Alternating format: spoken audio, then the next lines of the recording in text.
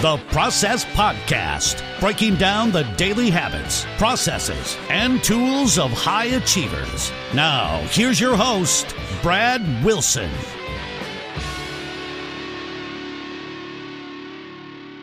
Hey there, boys and girls. Welcome to the Process Podcast.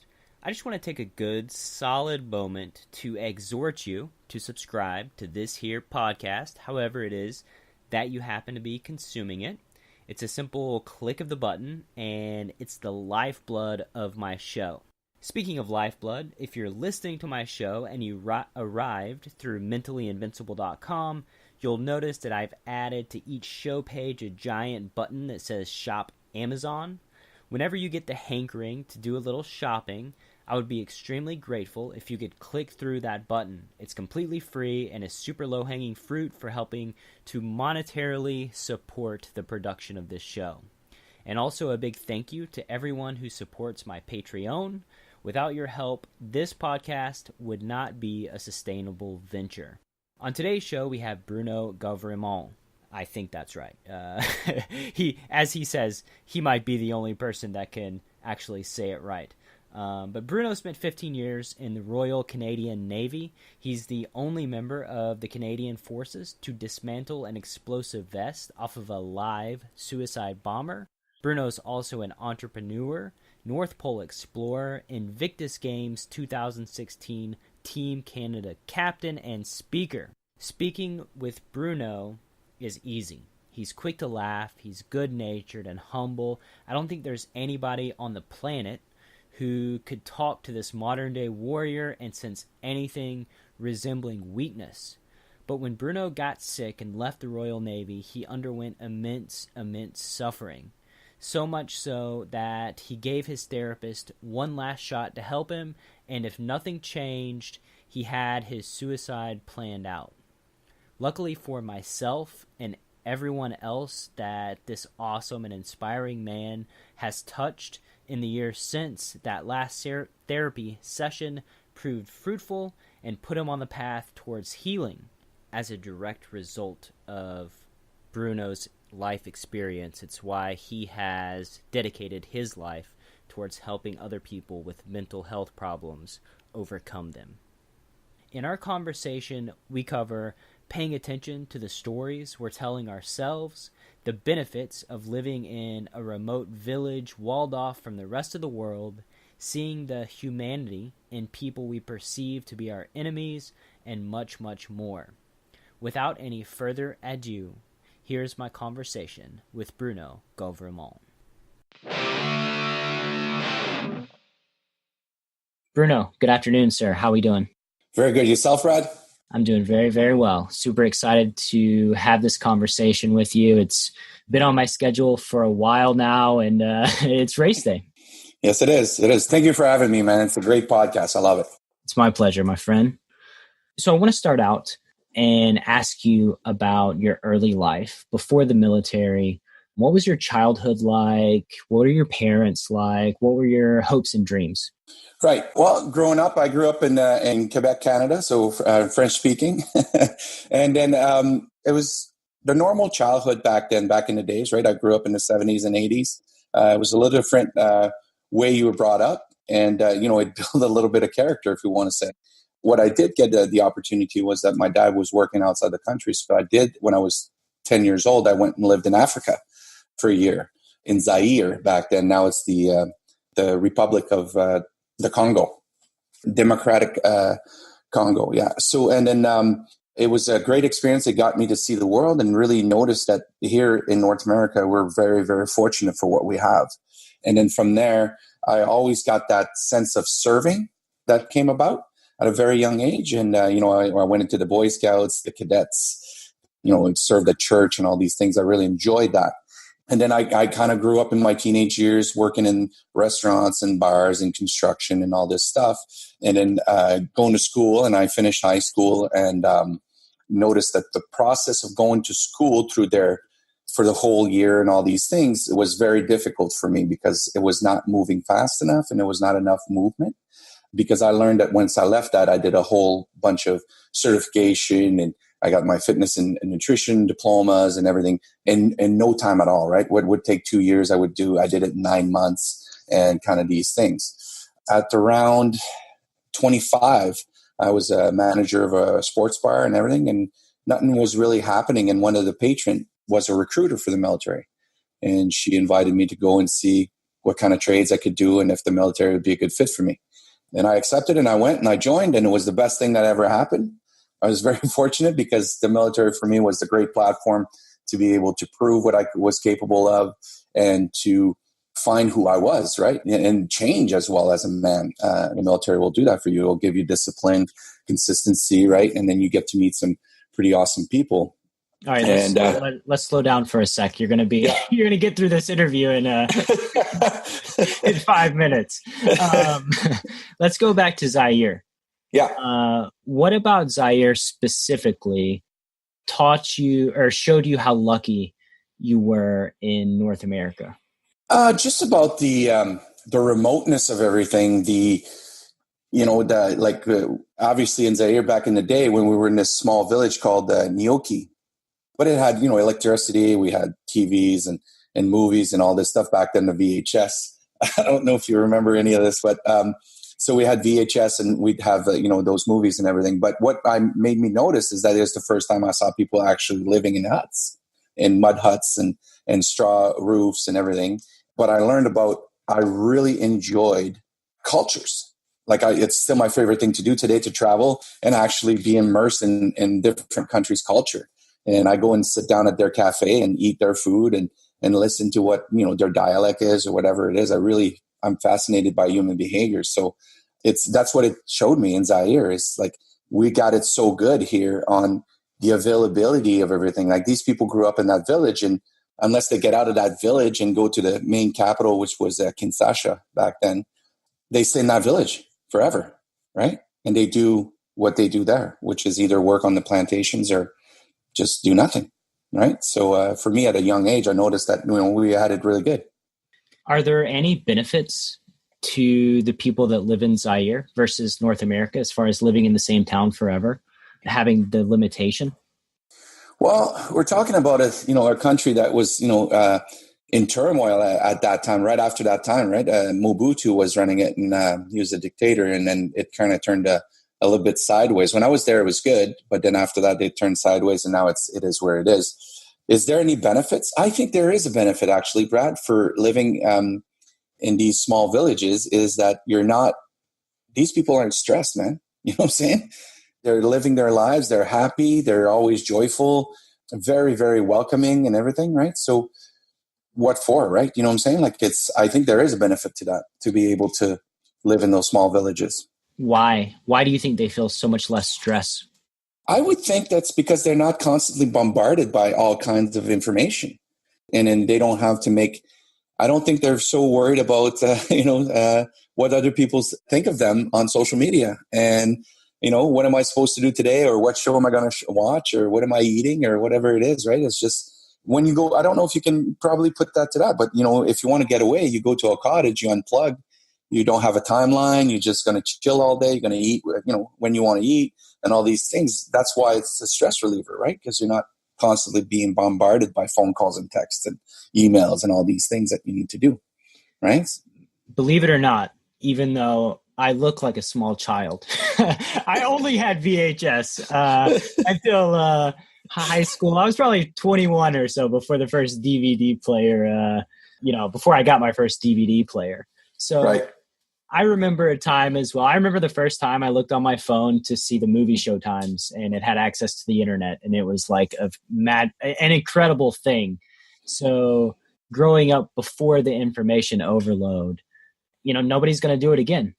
That time's passed. My children will never experience that time in their lives. And I still try to take a day out of the week to unplug, to remove myself from all the connections and all the stuff. And every single time I do that, it starts out the same way. It starts out with me going, I want to know. I want to access it. I feel like I could be productive and do a lot of stuff. And by the end of the day, I have so many more ideas, so much better, improved clarity of thought, that I'm way more productive the next week. just by taking that one day an information diet, I guess, if you will. Yeah, and it makes a big difference, especially, if you find a way to be able to really unplug, right? And that's the thing. And really like turn off the phones, turn off everything, and just spend time with yourself. And you do get clarity because you're kind of like blocking all the noise that's constantly coming at you that we filter out, because it's what we got to do, right? We both got businesses, we got our stuff that we need to take care of and all these things has become the norm, right? The regular thing, and being stressed, and it's just the norm. It's what you're supposed to do, right? You listen to guys like Gary Vee, come on, go out there and crush it. And you should be crushing it, right? Or Grant Cardone. And, oh, you guys, where's my money? Where's my stuff? Right. And you got to get pumped by that. But then at some point too, it's not sustainable on a 24/7, 365, right? You got to be able to unplug. And I think that's what's missing in today's world, because people say, if I take a day off, somebody else is working, right? They got to put that in your head. The other guy's working harder. Well, great for him, man. Because you just proved that when you take that day off, you come back and you're way more productive because you took it off, right? For sure. And one of these days, I'm going to do a 7-day meditation retreat. It's on my list of things that I need to do to just completely unplug and kind of get recentered. Yes, I've heard great things about these meditation retreats. I've done 2-day ones. I've done weekends and all these things, and they were great. And I think that if you do it any longer, you'd be able to go even deeper and bring up some stuff that you need to work on for sure. So let's go back to childhood again and the Boy Scouts. You said you loved serving other people. You loved the Boy Scouts. It kind of set up your future decision to join the military, right? What was it about the Boy Scouts that really resonated with you and made you think, I love this. I want to do more of this in my life?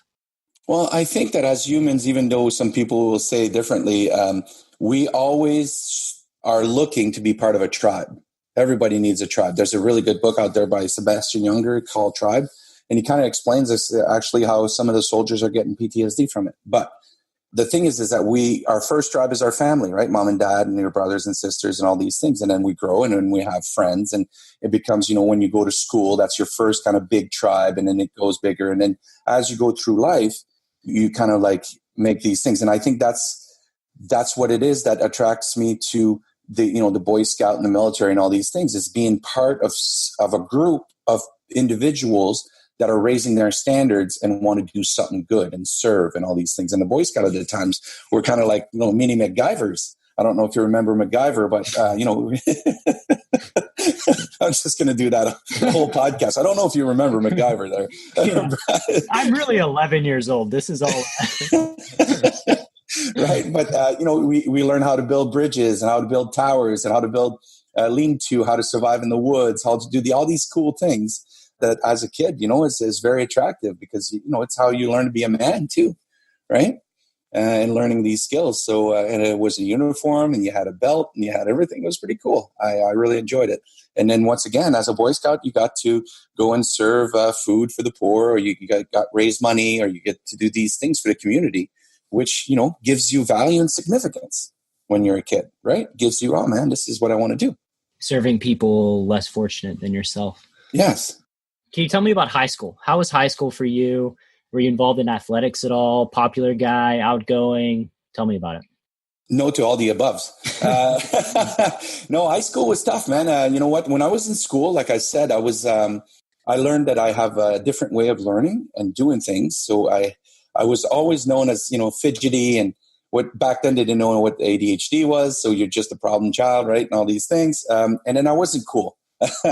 And I wasn't a sports player. My mom was raising me and my brother alone. And I did martial arts, though. That's what I did to kind of get me into, if we can say, the sport that I did. I did pretty much that all my life.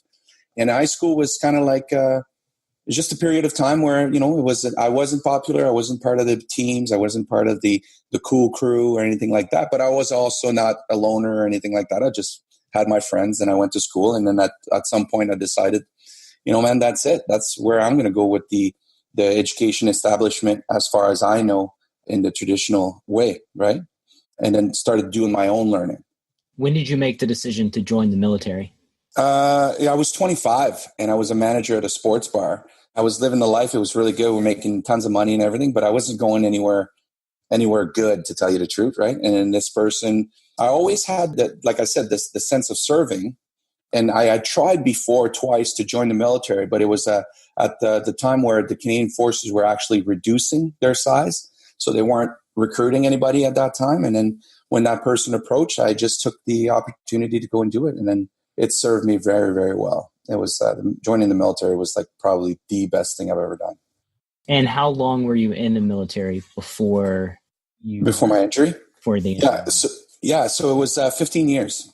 15 amazing years. I got to do very cool stuff. Like I said, I was a weapons technician, so a weapons specialist. And then I was with the paratroopers. And then I transferred over to the Navy. And I became a clearance diver, a Navy diver, EOD, all that stuff. And then I became a counter IED, which is, bomb disposal and everything in Afghanistan.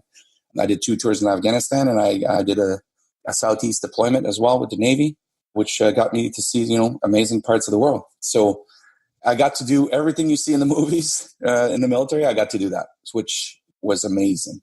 I met some fantastic people. And once again, it was a way of helping when we went to Afghanistan or other places that we went to help the local population there to rebuild their schools and their houses and all that stuff. So it's that serving purpose, right? So you mentioned going sideways earlier. When did it go sideways for you in the military? What was the catalyst, the incident that changed things? Yeah, so there wasn't, when I came back from my second tour in 2009 as counter IED, we were the busiest team of the whole 11-year campaign. As in, we did over 100 IEDs, and that's not counting the post-blast ones and the investigations we did and all these things. But the tempo was really high, and we had some pretty high-profile calls. And, my first call in country was going to the governor's palace. In front of his palace, they had a full-on market and 3 suicide bombers that detonated in that market at rush hour. So it was just carnage, right? But that set up the tempo for the rest of the tour. And when I came back, you can't be put in that kind of situation and carnage and chaos and, going through war and come back and be okay with it. Nobody's like that because none of that is normal. So, your body, we're so well trained that we don't think about that. We don't fear for our lives. We don't do any of that stuff. But when we do come back, the brain wants to process this, right? And that's when it started going sideways. And when I got back home. Specifically the incident of dismantling the bomb on the suicide bomber, live person, live bomb. Could you tell me about that situation in particular? Yeah, of course. So like I said, right, so that when we did receive a call from Intel that's, hey, a suicide bomber, we got a suicide bomber here or there.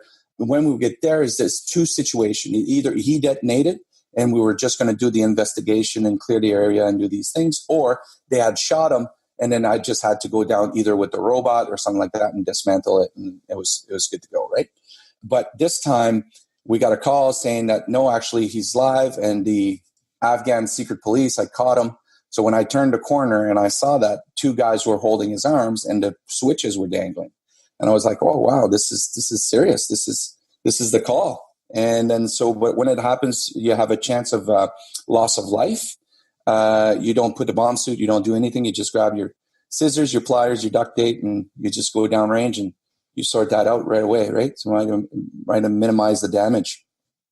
And that's what happened. So I tied him up to a fence and with zap straps, and then I evacuated the whole area, and then I went to work. And once I did, there's different ways to detonate a vest. Obviously, the victim operated, which is the switches that he had. After that, you have anti-removal, that if you take it off, it'll blow up. There's very rarely, but there's timing, right? So they'll put a timer in there. He only has like an hour to get to his position, and then it'll blow up on itself. There's also what we call the chicken switch, which is a remote control. So if the suicide bomber doesn't want to detonate anymore, or he gets shot, somebody else can detonate the bomb, right?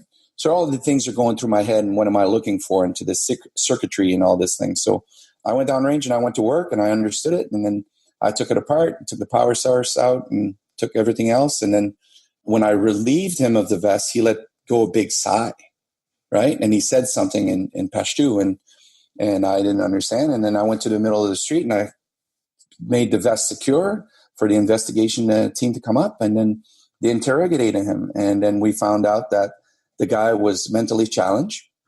and he had been fasted for 2 weeks to prepare him to go to heaven and all that. And then they told him that if he didn't do this, they were going to kill his family. I actually felt bad for the guy because not everybody's a bad guy. Some people are just put in shitty situation, right? And there's more of that going on than we think. For sure. And, Adam for Adam, the people that we look at as bad guys or consider the enemy or whatever it is, if we were in their situation, we might be them, or we most likely would be them. Exactly, because to the basic of everything, these people just want to feed their families and they've been, have foreign conquerors in their country forever, like Russia before before this one, and then all the NATO countries now and all these things. Man, they just want to live and raise their kids, right? But if somebody comes to your door and says, "Hey, grab this guns and go kill some Americans or Canadians or whatever it is, because if not, we're going to kill your family," what would you do, right? Yeah, man, I'm going to go, right? I just want to feed my family. Don't kill my family. I'll go, right? I would do it, right? It'd be the same thing. You adding the chicken switch into the equation makes my heart start pounding a little, because somebody else could have control and detonate the bomb, right? While you're totally. As soon as I would have gotten there, blown the thing, right? That's it. But and that's the job that we chose to do, right? And there's a quote out there, I think, that people ask a bomb tech, are you afraid when you go down on a bomb? And he goes, not really, because if I'm right, then we're all good. And if I'm wrong, well, it's not my problem anymore, right? Yeah. Because the bomb will detonate. So it kind of comes down to that, right? So knowing your job, we're extremely well trained. The interoperational capabilities that we have with all the countries in the world that, we work together, the States, Norway, European, like the Brits, New Zealand, Australia, all these things, we all work together, and it's all this big machine that kind of like tries to get to do what we have to do over there, which is a serious job, right? But once again, there's a lot of civilian casualties and everything that are just put in there. That's all of that just weighs on you, right? Because you see it. How did learning that about the guy fasting for 2 weeks and being mentally disabled, did that affect your perception of the people that you're, essentially battling against? Yes, totally. Absolutely. For one, it changed the face of the war for me, as in not everybody's a bad guy. Not everybody's doing this because they just want to kill us. It's just this guy was put in that situation. But it also made me realize that the bad guys are just like any other bad guys. They get other people to do their dirty work. They're not going to do it themselves, which is an act of cowardice, if you ask me, right? But once again, that's why we have wars and we have these things, because it's people not taking the matters in their own hands or trying to figure out a way to make this better. They're just going to get other people to do it for them, right? Right. Everything starts from the top down in these types of situations. So you came back home after your injury and the suffering begins. Can you tell me a bit about the suffering? So basically it was kind of weird at the beginning, because the way that it started manifesting itself was anger, quick outbursts of anger from noises, from smells, from people's body language at the grocery store. What's a specific example you remember? Oh, I could tell you that, the grocery store was probably the worst for me. That kind of made me realize something was wrong, is that because you're so attuned to people's body language, like it serves you in Afghanistan, because that's what keeps you alive, right? I actually picked out a bomber from a big crowd because of his body language. We tested his fingers and he had residue on it. So he's the guy who had planted the thing, and that's what they do. They stick around to see how much damage or what's happening or how we deal with it, right? And but when you come back home, you're here. Your brain filters that out when you don't need it, right? All these things, and you're just going through your day and you're caught up in your stuff. But when you come back and you have hypervigilance like that, I could see people being bullies or rude or aggressive with the cashiers or with the other people around them or with their spouses or with their kids or whatever. And it would affect me because it would trigger a response of anger, or I need to take action, or I need to do something like that. Does that make sense? Yeah, for sure. Right. So their body language and then being rude and everything. And I remember too, being so hypervigilant that somebody stopped us at night on a road of a car that went down a ravine and was on its side, and there was somebody inside and everything. And within seconds, I was down on the car, opening the door inside, giving help to this guy, right? But that's because I was still on the same high as when I was in Afghanistan. So my quickness and my response was still there, was still active. And, you just reacted to whatever needed to happen, right? So these things is what it was hard. And it started to show. So I wouldn't sleep at night because I was hypervigilant. What happened in the grocery store? What was the it was a guy being rude to the cashier and to his wife, right? And he was like, I could see it, and it couldn't really hear because I was like a few people back. But then people are just, what they do is they go down to I'm not paying attention, go down to my phone or whatever, and nobody's saying anything, right? And I just went up and I just said, hey, buddy, why don't you calm down, pay your bill, and get out of here. And that's the thing. And lucky for me, I'm a big guy, and and people kind of like, okay, that better sort that stuff out. But it could be dangerous. It could be, what I'm saying, because you're not. I wasn't thinking right, and that's the thing, right? One of my favorite quote that I use all the time is that the world won't be destroyed by evil men, but by good men who stand there and do nothing, right? So sometimes, we have to do something, and I see that when something happens these days, is that people avoid it. They don't want to look at it. They don't want to say anything. They don't want to do anything. So what happens is that the people that are bullies or that are creating this chaos in society keep doing it because there's no consequences or there's no resistance to them, right? And for them, it becomes the thing that, this is normal, and it's an actual power, and they have significance, and it's one of the basic human needs, right? So why does the grocery store incident stand out so vividly in your mind? And for somebody out there that, in your interviews, you talked about being in denial of having PTSD. Mm-hmm. For somebody out there that's, maybe they're in denial, maybe they have a vague notion that maybe, what can make that more concrete? And, like the incident with the grocery store, you realize something was not right. Right? That was a realization of, oh, crap, this is not right. How can other people realize that something's not working right in their mind? What's a process for identifying that so that they can then start taking the next steps towards healing? Right. So the basic thing, I think, it would be to recognize what are your patterns, right? So that's what I started paying attention to. I was like, isn't anybody else seeing this, right? And you're like, oh my God, like even driving, or smells were like especially the smell of diesel, because that's all the vehicles over in Afghanistan run on diesel. And then it would bring me back, and I would be like, oh my God, why is this affecting me? And I started noticing these patterns of these triggering moments. And I was like, well, something's wrong here. But like I said, like you're in denial because you're like, I'll just have some beers, or I'll just, maybe it's just me, or I'm just so switched on that, I see all this stuff, and then, I'm better, or whatever it is, right? Whatever story. It's always about your stories. The thing is that that's it. For somebody, it would be to recognize what is it that is kind of like challenge in their lives. Like what's creating these, why am I sad or depressed or all these things, right? People don't ask those questions. I'm just depressed, or I got anxiety or anything like that, right? But there's reason for these things. And then you just need to, like you say, take a moment and find out what is happening, right? Because I was like, what's wrong with these bursts of anger, and why am I so touchy, right? Or so raw of emotion like this when, you're a guy who jumps out of plane as a Navy diver who blows stuff up, who's on top of his game. And all of a sudden I can't sleep. I never experienced anxiety or depression or panic attacks before. And now I am, and I don't know what they are. So that's when I went to see the doctor, right? And she at first said, well, Bruno, you're exhibiting symptoms of post-traumatic stress disorder. And I told her to take a hike. She didn't know what she was talking about, right? It took 3 times, Brad, right? Until I had a plan for suicide and everything. And I was like, this is my last reach. It took 3 times because I was in denial. I couldn't believe that something like that would happen. I've seen it to other guys and other people, but not this guy, right? Which is, which goes along with the stigma, which goes along with everything, right? So, what was the timeline between the 3 visits?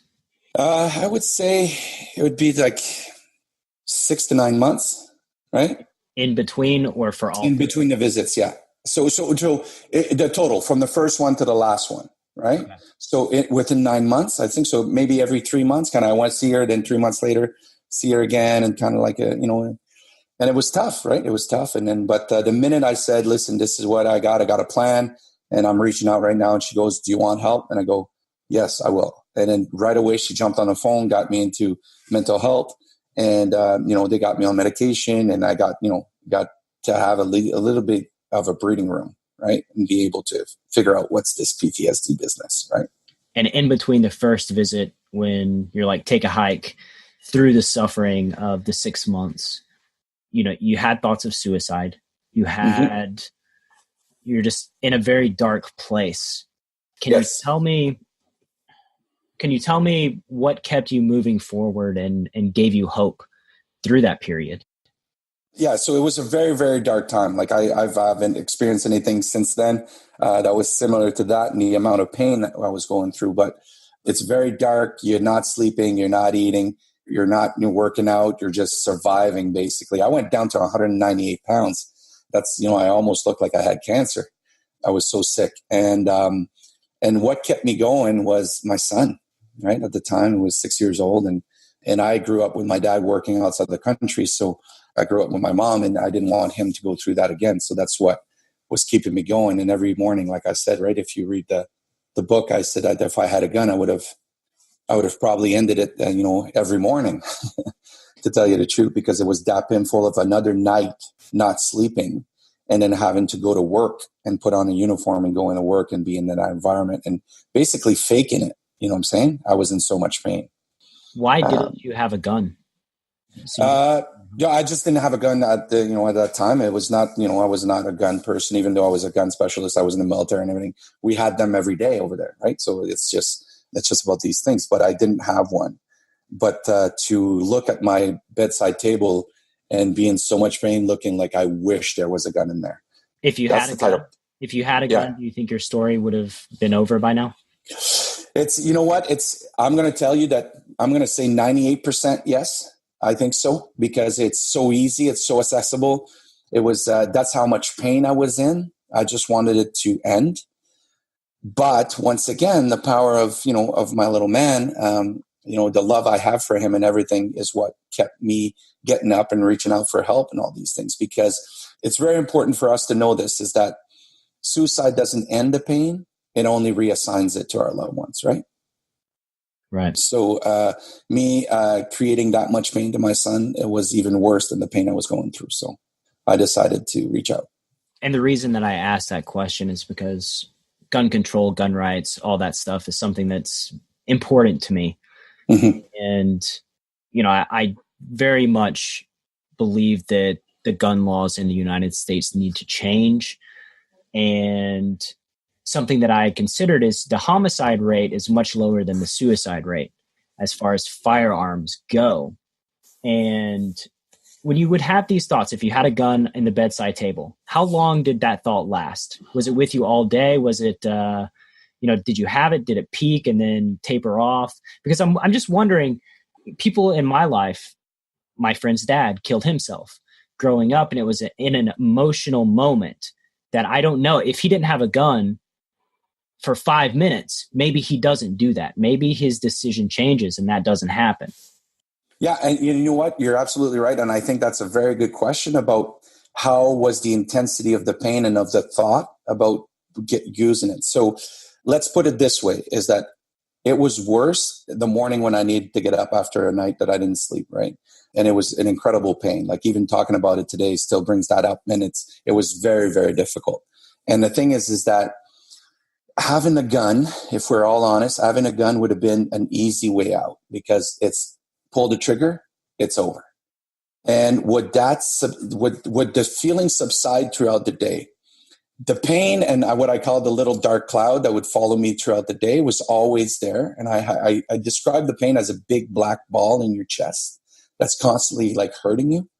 And that would not be as intense like in the morning of having to do that, but not having the gun actually made the fact that I could realize what my illness was, my injury was, and then do something about it. And now today I'm very grateful that there wasn't one there. Do you understand what I'm saying? So do I say that, the availability of firearms in a household when somebody is having a hard time will increase the chance that they use that to commit suicide? Absolutely. I think so. All right. Let's move to the healing part. let's switch this around a little bit. Went down the rabbit hole. Yeah, my 11-year-old brain can't take this. No. Yeah. So the third time, you're finally to the point to where you want to heal. Yes. Tell me about the healing process for somebody out there that wants to heal. What's the first step that they can take? And then going forward, what are the actions they can take that make the most difference in day-to-day life? Right. Totally. So the thing is that everybody needs to understand this is the process, right? So it is a process. The first thing is to actually be aware of what it is that you have. Is it anxiety, depression? Or is it post-traumatic stress disorder? Is it bipolar? Is it multiple personality disorder? Right now, I'm a big advocate for mental health because of it, right? Once you recognize that, right, you get a diagnosis. And then you research that diagnosis. You're like, that's what I did, right? And understanding neural pathways and how the brain can heal itself and create new neural pathways and get all this. But I'm getting ahead of myself here. So basically, it's about realizing that you're tired of being tired and what we think about broken, right? You're on your own. You try to not hurt anybody around you and you're having a hard time. So the first thing is to be aware of that, the patterns once again. How does somebody who's on the fence, how do they cultivate that awareness? What are steps that they can take? Maybe they're unsure, but maybe they don't have the ability to be aware. They're more reactive to the things that are happening. Right. Because we think we are there, right? I can tell you that there was a time when, like when I was suffering, I was really reactive, right? You're getting angry, you're getting triggered, nothing's working, you're depressed, you don't want to get out of the bed, you know, all these things that you're reacting to and you kind of give in to. And the thing is that, Brad, I'm going to tell you this, it is a choice, right? A lot of people say, no, it's like I'm bipolar or I got this thing. It's a choice. Because there are ways that you can make your quality of life better. It's proven. It's all out there. It's all for free. It's all on the internet. It's just about you really saying, I want to change, and then making that decision. So the people that I work with is exactly that. I tell them, I said, if you want to commit, you commit to yourself, and you got to be ready to change because I won't run after you. Because I almost burnt out doing that. Does that make sense? When we're helping others heal, that's the thing. They need to make the decision that they want to change. And after that is to find the things that work for them. For me, it was fitness. I really like working out. So I started doing little workouts, 5-minute workouts, and then they turned into 10 minutes workout. And then, you know, they grew. And I got healthier, which was releasing endorphins, would make me feel good and would kind of alleviate the pain for that hour or so that I was working out and a little bit after. And then I could make better decisions about what it is I'm going to do next. I tried horse therapy. I tried group therapy. I tried, fishing. I tried everything that was out there to find out the things that work for me. Like horse riding was great. Horses are so attuned to that and they help you in incredible ways. So they call it equine therapy. I think is really, really good. If you need to feel good about yourself, go hug a horse for half a day. It'll make you feel really, really good. And other people, it's, arts and finding new ways of, crafting or finding new ways to kind of get a hobby or something like that. To find that what it is for you that's going to make you be able to put your energy into something productive that makes you feel good about yourself. And also when you feel good, you can start having these discussions with yourself about what am I going to do next? Or what's my next step? Should I go see a professional? Should I go, use medication? Should I do these things, right? Does that make sense? And the biggest one for me, the one that I start with when I work with people is communication. Communication with yourself and then communication with your loved one and the professionals. And to be able to communicate your needs, right? So a lot of people, when they're triggered, they push everybody away. But inside, we don't want them to go away.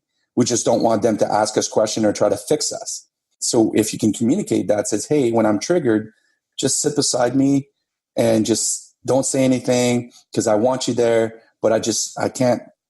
This is involuntary, right? It's just happening right now until it subsides and then we're good to go.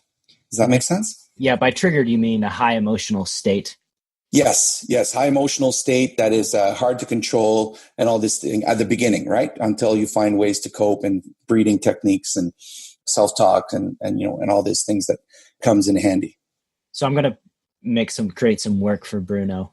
Okay. If you could put down a list of these resources, things that people can try that might help them so that they can test it out in their own lives and try and see, because it's very important, I think, to have a list, to have a game plan when it comes to taking action.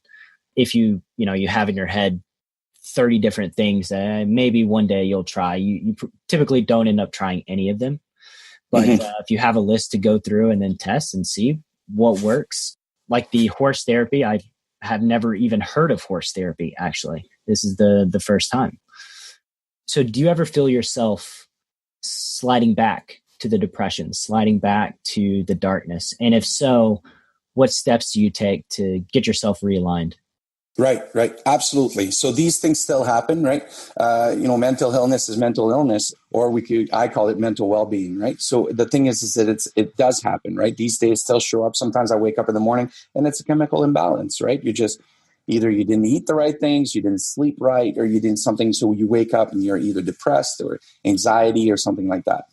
Once you've been aware and once you've been doing these different things, then when you're on the other side, when you're having more good days than bad days, then you start finding techniques and coping mechanisms to help you when you do go into one of those states. Breathing exercise like Wim Hof, or Wim Hof, right? The Iceman. This thing, cold exposure, all this stuff. I love it. I do it daily. And the self-talk, the changing of your state, right? If I ask you to imagine somebody who's depressed, how's their body? Right? Their shoulders are forward and down. Their head is down. Breathing is shallow. And it's just so much pain there. And they don't want to do anything. But if you ask someone to change their state, shoulders back, stand up proud, think of a time where you really crushed something or you felt really good. Think about a time when you were on a vacation you really loved. It changes the state, which changes the chemical imbalance right away. But we don't think about that because the neural pathways of being depressed and anxiety and all these things are so well oiled that it's the default setting. So we need to create new neural pathways. And by changing the state is something as simple, and it's silly, but it's so simple as putting a fake smile on your face. If you're depressed, just go like this. And it's unbelievable how it changes your state. If you hold it long enough, your brain goes, Bruno's smiling. So he's happy, and it changes. And then, you bring your shoulders back. I like to jump on either my bike or the elliptical or something like that. And then, put some good tunes. I'm a good tune kind of guy. So I put some power tunes on, and then I'm like, all right, if I need to jump around or say something to shake that state out instead of staying in bed or going on the couch watching Netflix or staying in that state, because it's so much wasted time that you could be spending with your loved ones and doing something great out there. Right. And usually the people that go through suffering, if you look at Oprah, if you look at all these people, they do amazing thing on the other side of that darkness. Right. It's goes back to something that you said earlier, that you have to want the change, that yes. you have to want it and you have to make it happen. We're the heroes in our own life. And unfortunately, if you don't make the change, nothing's going to change. And you'll die, you'll get old, you'll end up looking back on your life with regret. And that's one of the biggest tragedies. One of the biggest tragedies in the world. If you're waiting for somebody to save you, nobody's going to save you. No, nobody's coming to save you. And the thing is that, Brad, you've got so much to offer this world. Everybody's got a purpose. I'm a firm believer in that. Every single person on this planet has a purpose, whatever that is for them. And that's another thing you should look for. What is my purpose? What is it that I want to do in this world? And then doing that, right? What's his name? Les Brown says this amazing thing. He says, where is the most expensive place on earth? Do you know? The cemetery. The cemetery, because that's where all the inventions that didn't get invented, all the ideas, all the new books that didn't get written, all these things, because people kept them in their minds and told themselves some fake stories and died with all of that inside, right? Does that make sense? So to me, complete sense. Yeah. How do we bring Everybody's got something special. Like I said, I'm fascinated by human behaviors and stories and everything. And I want to learn. And every time you spend 2 minutes learning about someone, they have so much to offer, right? When somebody's thinking they're broken and they're no good for something, you ask them to talk about this or talk about the other thing to change their state. And then you learn so much about them. And you're like, man, you should do that. Yeah. And the cemetery quote is pretty powerful to me because it's not just expensive to them. It's not just expensive to you, right? If you would have had a gun and committed suicide, it would be expensive to all the people you touch in your life. It would be, a lot of times you think like, thank God that, say, Einstein didn't get killed, right? Or thank God that so-and-so, thank God that Viktor Frankl made it through the Holocaust and was able to share his wisdom with the world. Well, in Man's Search for Meaning, Viktor Frankl says that the best of them didn't make it. The best of the people that were around them, they didn't make it through. So who knows what the cost is as far as, people whose flames get extinguished way before their time. Yes. And it's unfortunate. It's very unfortunate because we miss out on a lot of beautiful things, man. Right. So what's a common lie people tell themselves that prevent them from getting help? That they're alone suffering, that they're the only ones and nobody understands. And then that goes along with people, if I go and seek help or if I take medication or if I try to fix this out in the open, people will think I'm crazy, right?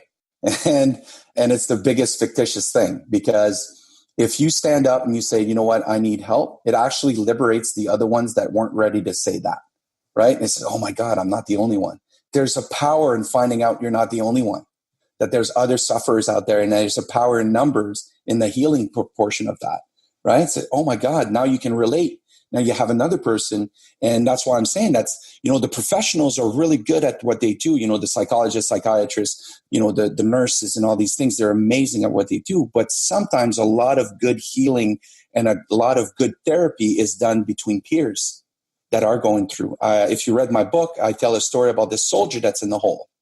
And, and at the end, everybody comes by, the officer, the priest, and all these things, and they offer him a piece of advice to try to get him out of the hole, but he's still in the hole. And then at the end, a soldier jumps in and he goes, now we're both stuck in here. And the other soldier said, don't worry, I was here before, I know the way out, right?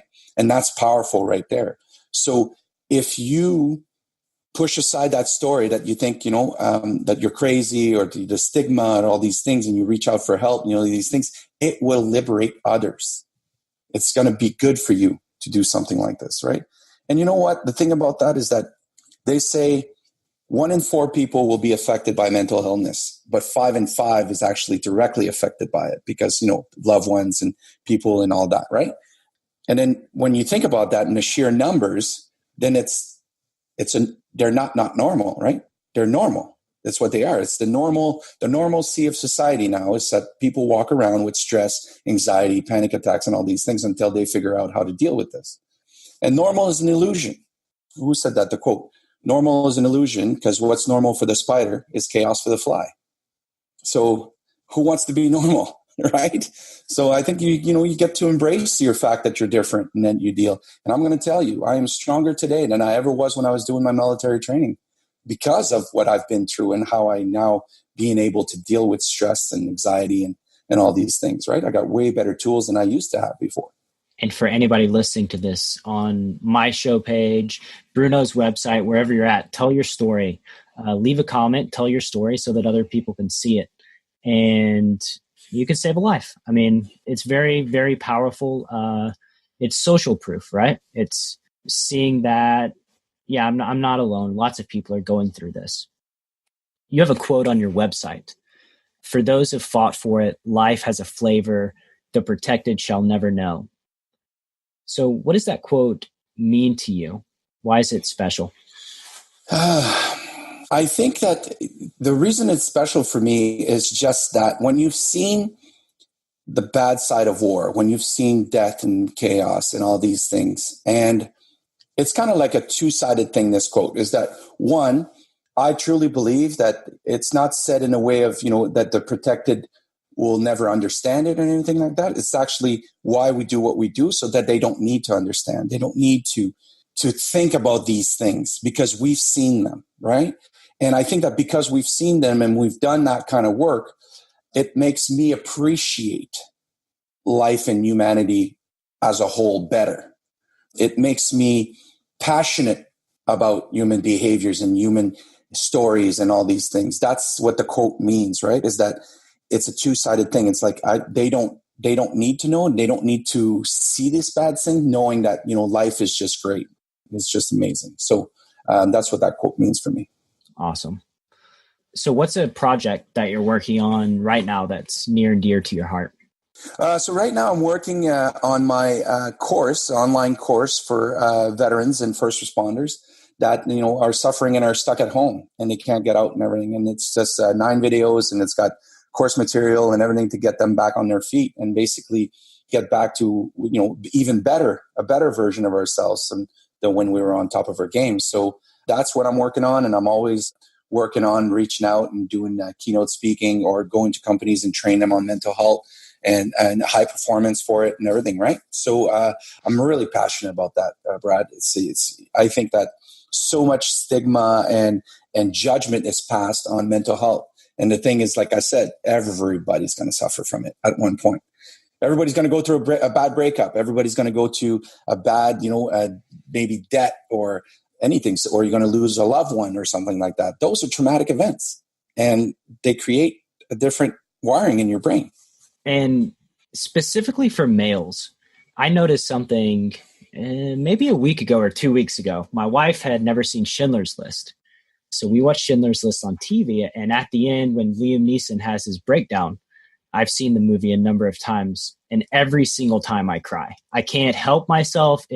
I just do it, right? And as I'm crying, I'm wiping the tears away, but I find myself like trying to hide it kind of from my wife, right? And I just had this thought, like, why am I doing this? Like, shouldn't I be upset about this situation? Shouldn't it have this kind of impact on me where I do cry? And I realized, holy shit, my whole life, when things upset me, I try to hide it. I try to be strong. I try to, not show the vulnerability. And I just had this aha moment, I guess, that I said, you know what, when things affect me like this, I'm going to cry in the future, and I'm not going to be ashamed of it, because that should be the normal response to a situation like that. But we get trained to hide suffering, hide emotions, and it really does. It does. It's counterproductive. Yeah. Right. Absolutely. So crying and this emotional outburst that happens is actually how your body processes this and releases it. But like you said, we've been trained to be tough and don't cry and do these things and bottle that stuff up. But it's going to come out anyway. And it comes out usually 10 times worse in different emotions that aren't related to that. In nature, right? So now there's there's a guy that goes around and helps vet do that shaking. They do this uncontrollable shaking to release the central nervous system. And he got that from nature. So in nature, let's say a rabbit's being chased by a predator, they'll go through the whole chase and everything and all that. But after, when the chase is done and they didn't get caught, the rabbit will go down on its side and it will shake uncontrollably. And what it does is that it's releasing the trauma, and then they're fine. And they go on their day, and it's forgotten and it's out of the system. So now they're finding that humans can do the same thing. It just needs to be brought up again. And crying and these emotional outbursts are part of that release. But like you said, I was hiding it, or I wasn't letting it be allowed, and all these things. And that's actually bottling things up. Wow. I did not know that about animals and the shaking, but it makes a lot of sense. So are you a rabid fan of any blogs or resources? And if so, which ones? You know what? I really like Tim Ferriss, Tony Robbins. I like the one, what's it called? It's that guy from that created LinkedIn and everything. What's his name again? Reid Hoffman? Yes, that's it. Reid Hoffman. It's not the Game Changers. Anyway, it's really good because it talks about business and everything on that side of things. I like Tim Ferriss because the best podcast I've ever listened to is the one with Arnold Schwarzenegger in it. because you get to learn. So I don't know if you've ever listened to it. I love the Tim Ferriss show, but I didn't listen to the Arnold Schwarzenegger episodes. Yeah. So the first one he did, and then he did a second one years later. But the first one he did, he talks to Arnold. And a lot of people don't know this, but Arnold was already a millionaire before he became a movie star. And people say, oh, it makes sense, with Mr. Universe and all that. Actually, he was making like $1,000 every time he would win this. It was like super cheap, right? They weren't making, but he made it in real estate. And he made it in construction companies and all these things. And it's fascinating, his thought process of how he goes at things. And it's one of my favorite podcasts, if not the favorite one. And then obviously Tony Robbins and all this stuff. I'm a big fan. I do all this stuff. And it's about state change from him, right? It's just make a decision, make it happen, massive action, do this stuff. I think it's good for me. Those are the ones that work. Are there any for podcasts? Are there any books that you read that you reread every few years? And if so, which ones? Yeah, actually, you know what? The book that I've listened to the most, here it is, You're a Badass by Jen Sincero. One, she's amazing. She's funny and she's like super smart. So I like her. Conversation with God from Neil Donald Walsh. I've read a couple of times. It's a big book too, because it's 3 books in one, right? What else? Think and Grow Rich, obviously. Or The Science of Getting Rich by Ralph Waldo Emerson. What else? No, that's about the ones that I would say that I go to. The New Psycho Cybernetic, I've read that 3 times again. Yeah, something that always about improving, right? Always about getting things moving. I like that. I like those books. I like to read. I like to learn about new stuff and research thing. And I pick topics and then I research the shit out of them. And then so recently, because I was a coach at a gym, I needed to, and now with the new gender assignment and sexual assignment and all these things, too many people just read the headlines and do a knee jerk and says, I don't understand this thing, right? And I don't want to do me. I just go deep into it and I research it. And then it opens up your mind. You're like, oh, I get it now. I get it why these people want to be classified this way. Just to understand their side. It doesn't mean that, if somebody comes to me and says, this is what I want to be, and it's their right, and I respect that, right? And because I know and I've researched it, it gives you a different perspective on how to understand people. And then after that, I research relationships forever. I have a great relationship with Sarah. It's been 4 years. She's amazing. But that to me, I said, how can I make this even better? And I went and researched relationship for 8 months on all kinds of stuff in cultures and where it comes and all this stuff and what is different. And now, what's the most important thing you learned about relationships in your research? Communication. And the best book for that is The 5 Love Languages. Have you ever read that book? No, but it's sitting on my bookshelf. I guess I'm hoping to absorb it through osmosis. I'm going to tell you, that book changed my life. Personally, to learn how I give and receive love, and also to understand your partner and to be able to communicate that way.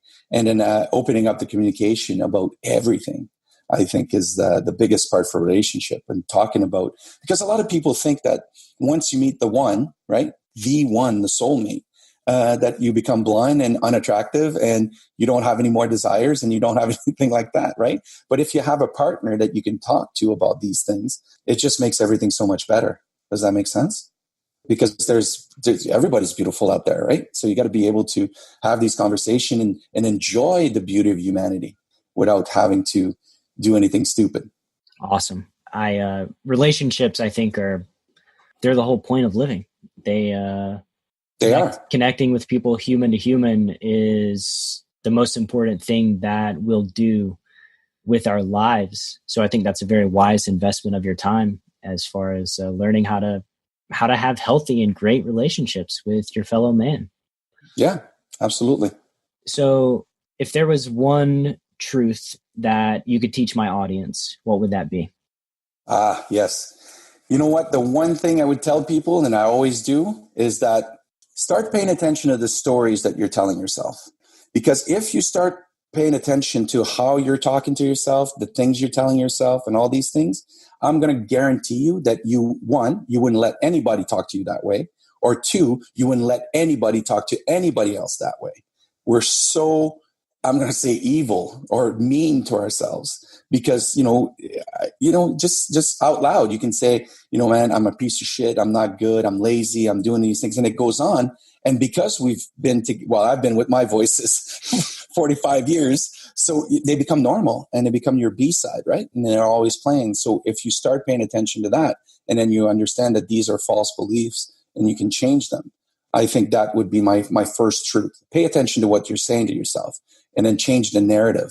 And I think it's going to improve your outlook on life. And I think they cover that in the 4 agreements as far as the victim and the judge, how you treat yourself, the things that you say to yourself, and that cycle that if you don't actively have awareness of it happening, it just goes on forever and ever and ever. And for anybody listening to the podcast, I know I've talked about the 4 agreements, I think like the last 4 episodes in a row, but it applies. So give me a break. No, when something works. Like I said, when I'm researching a topic, people get fed up because that's all I talk about, right? I'm just putting it out there. Come on, relationships, do these things. Yeah, it's so awesome. But that's what we are. We're passionate about what we do, right? And if we're not, then we're not growing. We're not contributing. So it needs to be there. And if anybody sees my wife at the grocery store, don't talk to her about podcasts. You won't get a good response. I love it. Oh, not those podcasts again. Oh, Brad. Oh, man. All right, man. Bruno, this has been incredible conversation. I'm so thankful and grateful for your time and your energy. One last thing before we call it. Where can people find you on the World Wide Webs? On the intranet. Yes. So they can find me at brunoguevremont.com, right? Which is my full name. Easy for me to say, and I'm probably the only one who says it right. But it's, brunoguevremont.com. And then you can find me on there. There's also my web Facebook page, the same name, Bruno Guevremont, Twitter, Instagram, all the same thing. And then, if somebody has a story, if somebody has a question or anything like that, especially about mental health or, fitness or, facing challenges in life or business or anything like that, go ahead, give me a shout, give me a comment or send me an email. And then I usually respond to all of them because I'm not a big deal. So I got the time. And, and I love, like I said, I love people. I love human behaviors and I love challenges. So, I think that everything is based on the foundation of a good mental well-being, and everybody can make the decision to live well. And one last call to action about the stories. I just want to say, telling your one story can change somebody's life. Taking a few minutes to leave a comment can make a big difference. Somebody did this for me, not in a mental health way, but years back, I made a poker training video. I put it on YouTube, and about a month went by. I forgot about it. I just did it for fun. I was like, this will be fun. I downloaded the software. I made the video, put it on YouTube. A few months later, somebody commented, and they said it was a very kind, thoughtful comment. They said, hey, I can't make it through these videos that are 45 minutes. Most of the time, I stopped paying attention, but I made it all the way through yours, and I think if you kept it up, you could do something with it. And that right there is what pushed me to pursue teaching and coaching and making more videos. And had that person not left that one comment, I would not have done that. So if you take a few minutes out of your life to leave the comment, I guarantee you, I promise you, somebody's going to be affected. Somebody's going to be changed. And you can really help. For one, from a selfish standpoint, you can go through your day and be like, well, I did something today. I did something positive today. Let's change the word selfish to self-care. How's that? Right? It's a self-care thing. If you need to post a comment that's going to help other people to feel good, do it. Absolutely. As long as what you're doing, the consequences are beneficial to others on the other side, do that to make yourself good. If it's standing in front of the mirror and say, man, I'm amazing, I'm better than The Rock, and I'm like all these things, do that because it's totally working. You know what I'm saying? That's the thing. Don't be afraid of what other people are going to think about. Just release, live your thing. And that's what it is. If you're always operating from a point of integrity and love and the benefits to others, you can't go wrong. You can't. You're always going to reach someone, and telling your story or voicing, your concerns or all these things are actually helping others. If it's done in a really good, constructive way, let's find better for everybody. Absolutely. And all right, now when I end this interview, I'm just going to picture Bruno with no shirt on, standing in the mirror, telling himself he's better than The Rock. Hey, you know what, Brad? Whatever pulls your skirt up, buddy. I'm all good. I'm all good, man. I was in the Navy. I'll put a picture on my website so everybody else can too. I'm not alone, right? I love it. That's great. That's awesome. Brad, this was an awesome opportunity. Thank you so much for having me. Thanks, man.